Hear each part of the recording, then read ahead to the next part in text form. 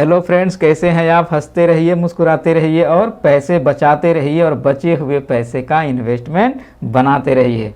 तो कैसा रहा आज का रक्षाबंधन का त्यौहार? हमने तो भाई दोनों सिस्टर के पास जाके आज राखियाँ बंधवा ली और उम्मीद करता हूँ आप लोग भी अपने सिस्टर से राखी ज़रूर बंधवाए होंगे। तो आज हम बात करते हैं अपने टॉपिक पे। आइए, मार्केट ओवरव्यू का। हमने आपको पिछला बात मेरा याद होगा तो पिछले जब मार्केट का ओवरव्यू किया था तो उसमें हमने साफ साफ कहा था कि ये जो 17,200-300 के बीच का जो है ना, ये जो ड्यूरेशन है, इसमें मार्केट थोड़ा सा कंसोलिडेट करेगा। अगर नहीं किया तो फिर मार्केट 700। तो इस वीक में आपको 700 का तो दिख गया। अगर मार्केट यहाँ पे थोड़ा सा रेसिस्टेंस है, अगर इसको तोड़ देता है तो मार्केट 18,000 तो यूँ जाएगा, है ना।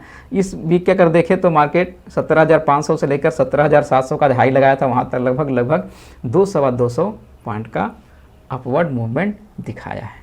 चलिए आज हम बात कर लेते हैं मार्केट। सेंसेक्स 59,462 पे बंद हुआ, 130 पॉइंट चढ़ के, और परसेंटेज में देखें तो 0.22% चढ़ के बंद हुआ। निफ्टी 17,698 पे बंद हुआ, 700 का लगभग हाई लगाया था, और ये भी परसेंटेज में देखें तो 0.22%, एकदम सेम टू सेम। परसेंटेज में देखें तो 0.22 सेंसेक्स, 0.22 निफ्टी, दोनों सेम टू सेम बढ़ा है। आज के मार्केट ओवरव्यू करने के बाद हम लोग मूड ऑफ द मार्केट जानते हैं, और मूड ऑफ द मार्केट निकालने के बाद आज हम एक ऐसे स्टॉक आपको बताएंगे जो आपको ज़रूर लेना चाहिए। तब तक के लिए मेरा वीडियो को आप लाइक कर दीजिए, अच्छा लगता है इस वीडियो को मेरा शेयर क्या कीजिए, और मेरा चैनल को सब्सक्राइब कर लीजिए ताकि जब भी मैं वीडियो डालूं तो आपको इसका नोटिफिकेशन मिल जाए। चलिए तो हम बात करते हैं। आज का मोस्ट एक्टिव जो शेयर रहा वो रहा जोमेटो। वॉल्यूम के हिसाब से अगर देखें तो इसमें बहुत ज़बरदस्त वॉल्यूम बने, और ये आज 6-6.5% बढ़ के ये 3 रुपये 85 पैसे बढ़ के ये लगभग 61 रुपये 75 पैसे बंद हुआ। ये 63 रुपये 10 पैसे का आज हाई भी लगाया था। जोमेटो पे हम पहले ही बता चुके हैं, हमारे वीडियो ही बना हुआ है ना। अगर अभी इसमें बाई करना चाहिए तो नहीं करना चाहिए, तो ये बहुत ही क्रूशियल लेवल पे है। बहुत सारे इन्वेस्टर अभी फंसे हुए हैं इसमें। जब भी इसके प्री आईपीओ के जो इन्वेस्ट, देखिए मैंने पिछले बार भी बताया था, इसमें जोमेटो में क्या होता है, जब कोई कंपनी आईपीओ लाने वाली होती है तो इसके पहले इसका कोई प्रमोटर नहीं है, इसलिए स्टॉक थोड़ा सा डेंजर है। और जब प्री आईपीओ के जो इन्वेस्टर इनको होते हैं वो माल अब काटते हैं। तो पिछले बार जब माल काटे थे तो इतना गिर गया था, इसका लॉक इन पीरियड भी ख़त्म हो चुका। जब इसका कोई बड़ा इन्वेस्टर माल काटेगा ये फिर से नीचे आएगा। चलिए इस पर भी बात नहीं करेंगे, हम अब बात करते हैं आपको मार्केट का जो हमें मूड आगे निकालने में हेल्प करता है। हम लोग क्या क्या देखते हैं, FII और DII के आंकड़े, है ना। तो भाई FII तो जो आए हैं जुलाई के मंथ से वो तो एकदम पागलों की तरह बाई किए जा रहे हैं। देखिए आपको सबसे पहले कल का, आज का देखिए तो 12 तारीख का उन्होंने बाई करा है 8,260 करोड़ और सेल करा है 5,329 करोड़ का। नहीं, बाइंग इन्होंने ज़्यादा करा है। इससे पहले 11 तारीख का देखिए तो 9,030 का इन्होंने बाई करा है, 6,700 की इन्होंने सेलिंग करा है। अगर नेट में देखें तो दोनों दिन इन्होंने, पहला दिन 3,000 करोड़ का, दूसरा दिन 2,000 करोड़ का लगभग इन्होंने बाई करा है। अगर ऐसे लॉन्ग शॉर्ट में देखें तो इन्होंने 1 तारीख से लेके ही अगर देखें तो ये बस बाई करे जा रहे हैं। और ठीक इसके उल्टा देखिए तो इस बार DII वाले पूरे फ़ायदा उठा रहे हैं। ये लोग माल काटे जाने के को, देखिए मार्केट कब लगाया था लो, जून में। देखिए मार्केट में कितना होता है टाइम का वैल्यू। मैंने उस टाइम भी कहा था कि इस बार क्या होगा कि इस बार हम लोग माल काटेंगे और हम लोगों से FII वाले माल खरीदेंगे। पहले क्या होता था, FII वाले बेचते थे तब हम लोग उससे खरीदते थे, FII वाले मार्केट में पहले इंटर करते थे। लेकिन इस बार क्या था, इस बार देखिए मेरा वीडियो अब देखिए, एक ज्ञान मिलता जाएगा, ज्ञान वही जो गेम पलट दे। मैंने कितना पहले बताया था कि इस बार जो मार्केट जून में जो लो लगाया था, मैं बोला था कि इस बार सारे FII वाले अमेरिका में बिजी हैं, अमेरिका चले गए हैं, क्योंकि वहाँ उनको इंटरेस्ट रेट बढ़ के मिल रहा था, तो वो पैसे इंडियन मार्केट में नहीं डाल रहे थे। और जैसे FII और FPI वालों का मार्केट में एंट्री हुआ, मैंने उस दिन भी वीडियो बना के बताया था कि इनके आंकड़े आ गए हैं, आखिर 9 महीना गैप के बाद ये FII वाले आ गए हैं इंडियन मार्केट में और पैसे अब जम के, अब जब से जुलाई से ये आए हैं पैसे लगाए जा रहे हैं, जम के बाइंग कर रहे हैं और मार्केट को उन्होंने रॉकेट कर दिया है ना। तो इस बार मार्केट जून में लगाया था लो, DII वालों ने जम के माल खरीदा था और इस बार क्या हो रहा है, DII वाले बेच रहे हैं, एकदम नोट पे नोट छाप रहे हैं और FII वाले इसे खरीदे जा रहे हैं।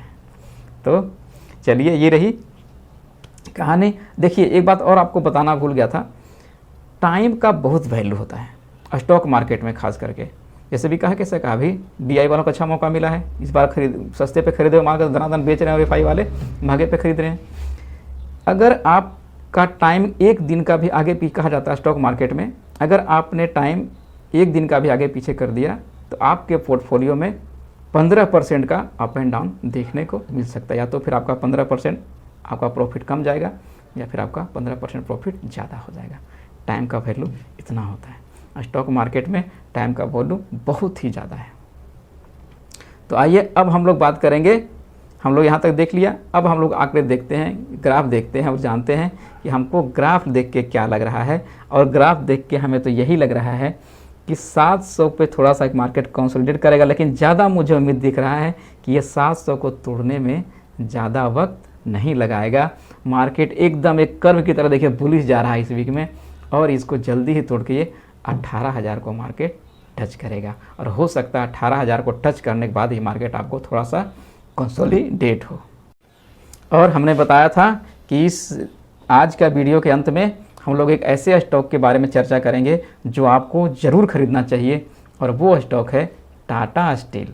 जी हाँ, स्टील सेक्टर ऐसे ही अभी मंदी पे चल रहा था, उधर आपका कोरोना इफेक्ट और इधर आपको इंडियन गवर्नमेंट ने इसको एक्सपोर्ट पे बैन लगा दिया था, जिसके कारण स्टील कंपनियां थोड़ा सा घाटे में चल रही थी, तो इसका ऐसे स्टॉक टूटा हुआ था। अब इसमें अच्छी खबर ये आई है टाटा स्टील में कि टाटा स्टील में छोटे निवेशकों को इंटर करने का बहुत ही अच्छा मौका मिला है, क्योंकि इसका स्टॉक स्प्लिट कर गया है।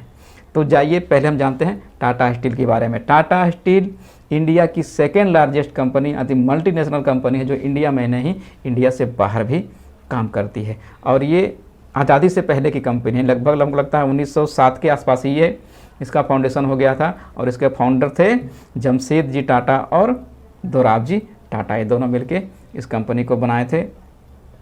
इस कंपनी का अभी पिछले लगता है 15 से 18 दिन हुआ है स्प्लिट हुए, 960 रुपये पे चल रहा था ये स्टॉक और उस टाइम इसके अच्छे टारगेट आने शुरू हो गए थे कि इस पर अब पाबंदियाँ ख़त्म होने वाली हैं, तो इसके टारगेट लोग कोई 1400 तक कोई 1500 तक के टारगेट दे रहे थे, सोच लो।